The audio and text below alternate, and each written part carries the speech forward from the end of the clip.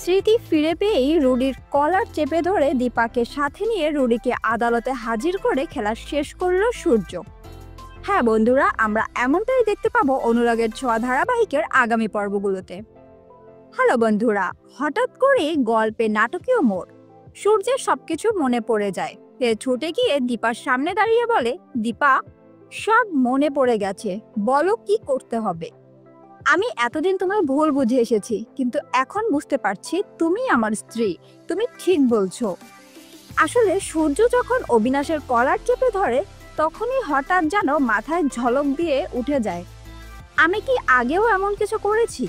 তখন দীপা বলে, মনে করার চেষ্টা করুন। সেই মুহূর্তেই সূর্যের স্মৃতি ফিরে আসে।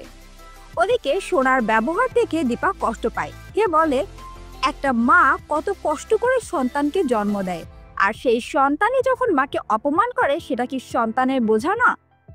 সোনা তো ইচ্ছে করেই এমন করে। দীপার চোখে পানি, মন ভেঙে যায়। স্মৃতি ফিরে পাওয়ার পর সূর্য দীপার কাছে এসে বলে, আমাদের মেয়েকে ফিরিয়ে আনতে হবে, বলো কি করতে হবে। দীপা সব সত্যি খুলে বলে, তুমি যাকে বিশ্বাস করেছিলে তারা তোমারই ক্ষতি করেছে। আমি তোমার স্ত্রী, তোমার পাশে ছিলাম সব সময়। এরপর সূর্য দীপাকে নিয়ে সেই হোটেলের রুমে যায় যেখানে দীপা উর্মিকে অনুসরণ করছিল। সেখানে গিয়ে তারা রুডিকে ধরে ফেলে।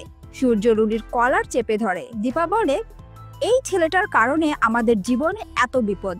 আমাদের মেয়েও দূরে চলে গেছে, ওকে আজ কোর্টে নিয়ে চলো।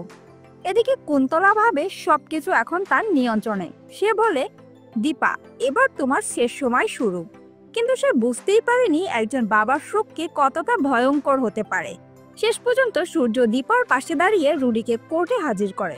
তো বন্ধুরা, অনুরাগের ছোঁয়ার আগামী পর্বে যদি এমনটা হয় তাহলে কেমন লাগবে কমেন্টে জানিয়ে দিন, আর চ্যানেলটি সাবস্ক্রাইব করতে ভুলবেন না। অনুরাগের ছোঁয়ার পরবর্তী আপডেট পেতে এখনই আমাদের চ্যানেলটি সাবস্ক্রাইব করুন।